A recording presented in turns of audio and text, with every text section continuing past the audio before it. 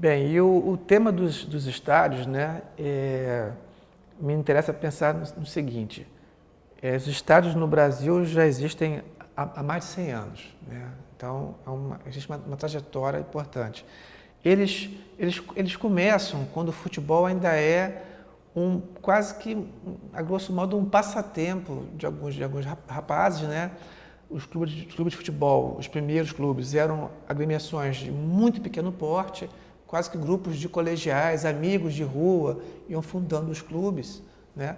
Por exemplo, o Botafogo, ele teve seu primeiro presidente, um colegial que tinha 17 anos de idade. Ele assina a ata como presidente do Botafogo Futebol Clube.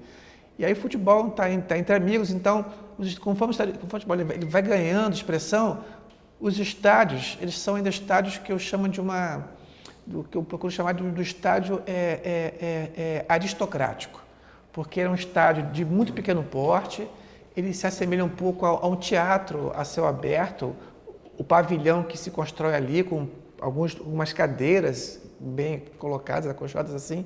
Então você é o lugar para que sócios, amigos e parentes dos jogadores vão prestigiar esses eventos. Mas o futebol ele vai ganhando popularidade, e aí já na década de 20, em 27, o Vasco da Gama, ele constrói um estádio de massa, um estádio de grande porte, que é o estádio de São Januário, que já na época já parece que são 35 mil pessoas que cabem no estádio. Para aquela época era uma avalanche de gente, né? 40 mil pessoas.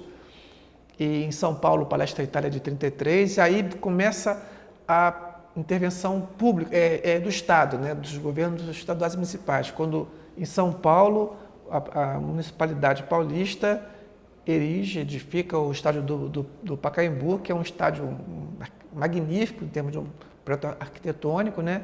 Para 60 mil pessoas. Então aquele é um marco importante para dizer, olha, o futebol ele atingiu um estágio de importância, de significado que envolve investimentos públicos para construir essas arenas, né? E logo depois o Rio de Janeiro faz o Maracanã, que, a meu ver, ele foi feito para a Copa, mas eu acho que mesmo se não houvesse Copa, nós teríamos o Maracanã, porque acho que o Rio de Janeiro, enquanto capital federal, havia um debate de que a cidade precisava ter um equipamento de porte, maior do que de São Paulo, obviamente, que expressasse a capacidade operativa do governo. Agora, esses estádios, eles tinham nome, né? Eram praças de esporte. Isso é importante dizer, né? Praça por quê? Porque não era somente um estádio de futebol, era todo um complexo esportivo que envolvia piscina olímpica, envolvia ginásios, a própria pista de atletismo em volta do campo. Ou seja, o Estado brasileiro ele entra para construir, mas não só para o futebol. Existe toda uma ideologia do Estado Novo no Brasil, com muita inspiração nazifascista, que se diga, né? Que dizia que o esporte ele participa da formação do novo homem, né? Esse novo homem, isso é um discurso bem fascista, né? Esse novo homem, esse homem que ele é um homem que pratica esporte, por isso ele está apto para exercer atividades do trabalho, para acordar cedo, né? Essa sociedade de uma ordem, né? O esporte ele vai nesse momento prestar esse serviço, né? E aí então se constrói estádios com todo um conjunto esportivo à sua volta e também até com escolas também. O estádio da Fonte Nova em Salvador, que é de 51, ele continha uma escola estadual embaixo das arquibancadas do estádio, né? E aqui no Maracanã, quando houve, aqui no janeiro, anos 40, o debate sobre o que vai ser esse estádio municipal, se ia ser nacional até o municipal, esse debate todo, onde vai ser, haviam, claro, opiniões a favor e contra, o Mário Filho defendendo um estádio gigantesco e tal, que fosse aqui, né, onde hoje estamos, aqui na UERJ, ao lado da UERJ, e havia outros projetos, mas aqueles que eram contrários diziam assim, olha, isso não pode ser uma política prioritária, temos que investir em saúde, educação. E aí o que o Mário Filho respondia? Que um estádio, um complexo esportivo é saúde e educação também. Vale mais do que hospitais, porque ele vai reduzir a procura por hospitais. O Maracanã iria ajudar a criar uma geração mais saudável, queria estimular o esporte. Então veja como é que esses estádios, hoje se fala tanto em estádio multiuso eram aqueles estádios que tinham escola no seu interior, que tinham múltiplos esportes junto com o futebol. Pois bem, aí chega o regime de exceção de 64 e os militares eles chegam para abafar toda uma situação de descontentamento, de movimentos sociais, estudantis e sindicatos, e eles percebem o futebol como aquilo que depois muitos chamaram de ópio do povo, né? Que o futebol como um grande universo que pode catalisar e canalizar tensões sociais e desviar atenções em relação à política. Isso é uma história que todo mundo conhece bem. Então, esse regime militar, ele é que vai estimular a criação de campeonatos nacionais no Brasil. O Brasil é um dos últimos países, né, a criar um campeonato de escala nacional. Isso não é por acaso, é pelo tamanho do país e pelo precário grau de integração desse território, né? É o pós-30 que vai começar a ter políticas de expansão de rodovias, de integração nacional. Enfim, a nossa integração nacional ela vai caminhando ao longo do século XX. Brasília já é também um sinal dessa expansão para o interior do país e o futebol vai acompanhando isso aos poucos, né? E aí, para criar um campeonato nacional, a CBD, no caso, na época, ela diz, olha, é preciso ter estádios à altura dessa competição. Mas por quê? Porque o governo estava pronto para financiar isso.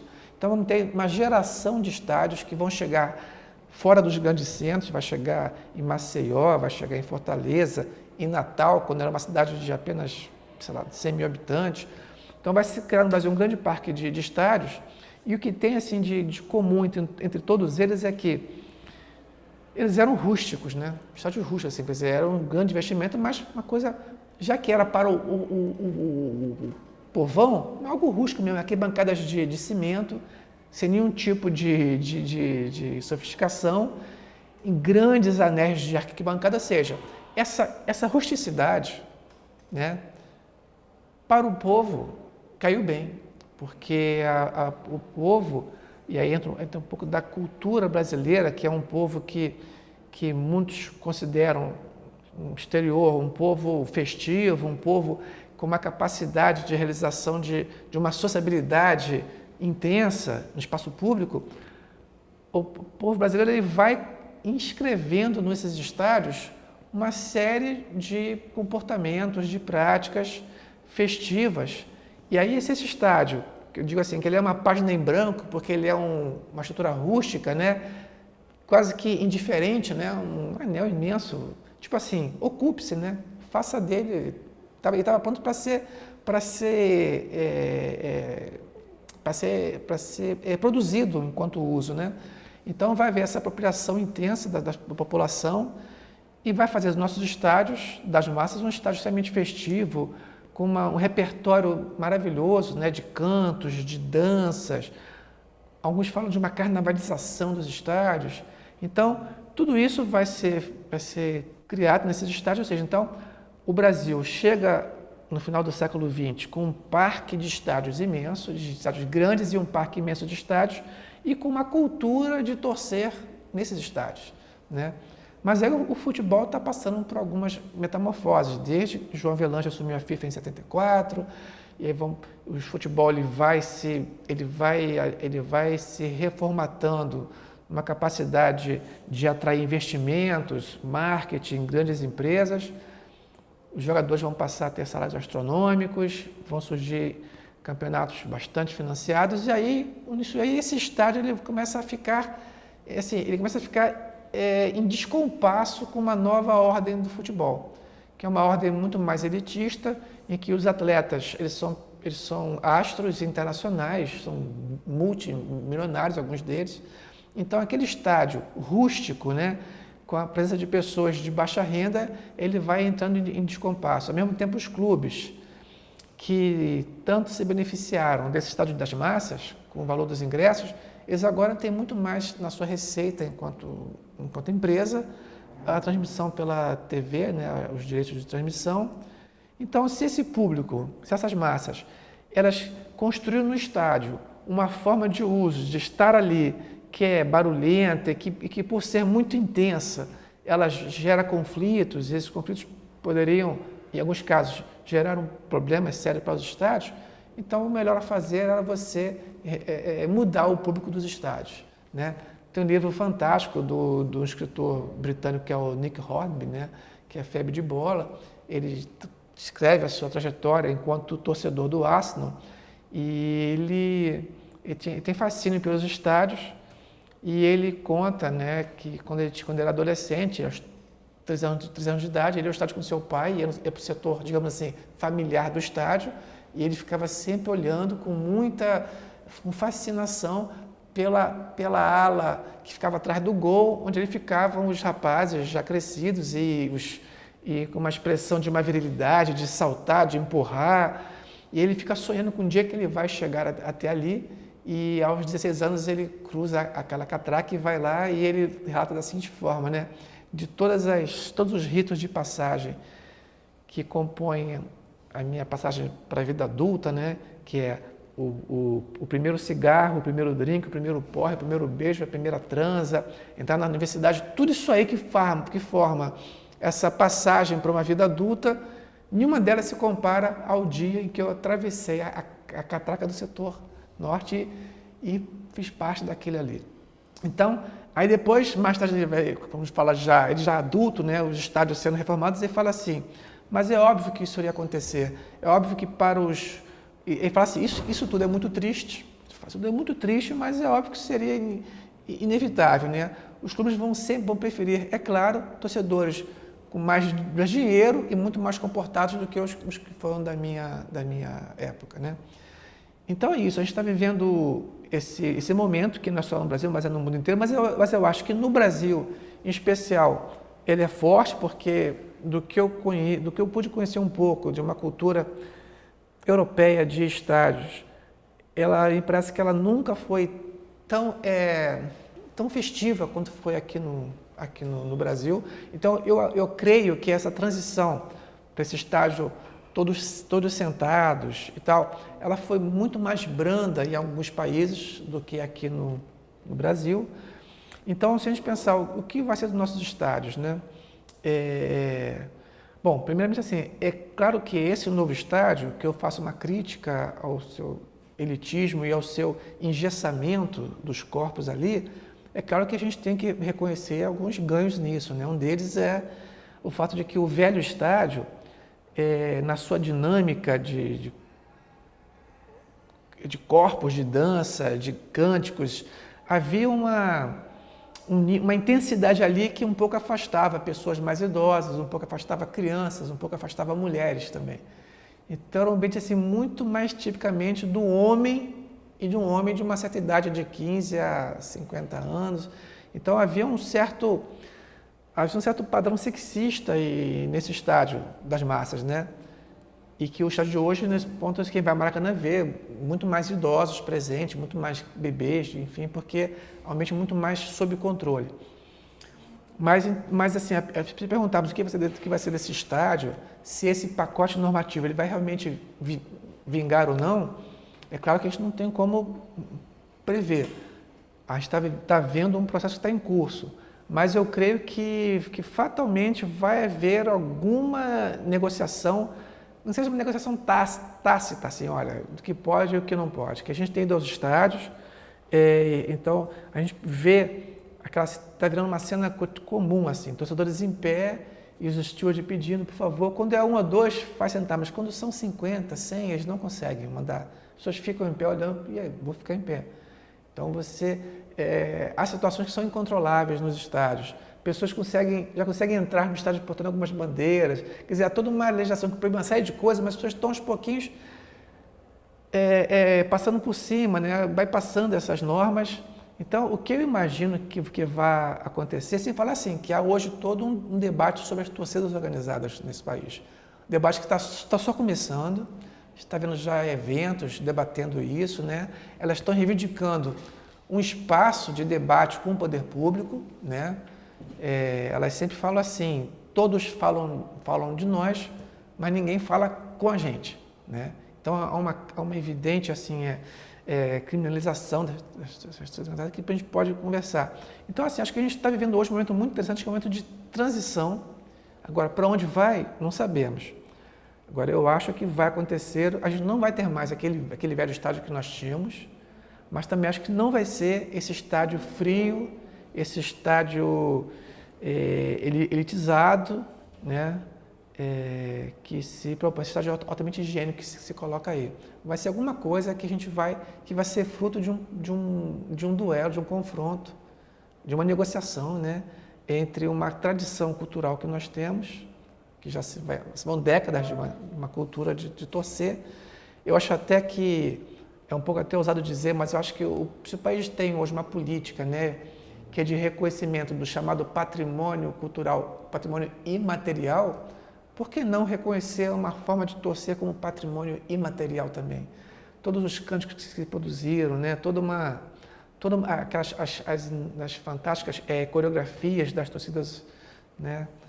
E, enfim, eu acho que a gente está vivendo um momento de transição e é muito bom poder acompanhar isso e participar disso, né? Participar, reivindicando que nossos estádios não percam algo que eles tinham, talvez, de mais vivo, né? Que esse protagonismo de quem assiste o jogo, né?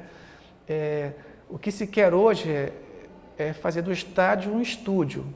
Então, você carregar toda a atenção para o campo de futebol, fazer dele a centralidade do espetáculo, quando até então se tinha uma multicentralidade. As torcidas, a geral, você tinha vários setores onde você podia jogar sua atenção e dialogar com elas, né? E nesse processo, nessa intervenção, nesse pacote do estádio, né, há uma intervenção sobre toda uma cultura popular que ali existia, né? E em setembro passado houve um encontro sobre futebol em Belo Horizonte. Fomos todos ao Mineirão, né? Ao novo Mineirão. E aí os colegas mineiros estavam contando, quer dizer, o Mineirão é um estádio peculiar, porque ele fica no campus da universidade, tem toda uma imensa esplanada em volta dele, um espaço plano, superfície muito grande em volta dele. E nessa imensa esplanada, em dia de grandes jogos, ali se colocavam as barraquinhas, né? Porque tem isso também, o estádio de futebol, enquanto um espaço vivido, ele não se restringe ao monumento em si. Ele tem todo um espaço externo ao estádio, né? E em dia de grandes jogos, esse espaço ele se expande muito, né? Então, a experiência do estádio começa muito antes de chegar no estádio. E aí, esse estádio das massas, ele era tão multiuso que ele também permitia que o chamado setor informal da economia pudesse utilizar-se de estratégias de renda, né? Estacionando carros, né? Vendendo bebida, vendendo camisa, bandeira, boné, vendendo comida também. E como em Minas Gerais o feijão tropeiro, ele é uma marca forte da identidade mineira, se produzia muito feijão tropeiro nas barraquinhas ali fora. E era assim, um feijão bastante popular, né? Feito em grandes panelas, servidos em quantidades generosas, né? E no novo estádio não tinha mais o feijão tropeiro. Você teria que comer um hot dog, né? Daquele modelo bem americano e tal. E isso incomodava mesmo os novos torcedores. Olha, eu preferia o feijão tropeiro. Aí houve essa inquietação e tal de tratamento. E aí aquelas lanchonetes que operam dentro do estádio, todas muito branquinhas, pequenininhas, elas começaram a oferecer o feijão tropeiro. E eu fui lá, eu pude experimentar o feijão tropeiro e disse assim, olha, isso aí não tem gosto de nada, tá? Além de ser uma porção pequena, porção light, né, uma pequena em relação ao que se oferecia antes, ele vem assim, realmente assim, ele não tem aquele sabor especial da comida mineira. Enfim, são momentos que você percebe essa tensão e essa negociação que vai acontecendo, né? Nesse processo de higienização dos estádios.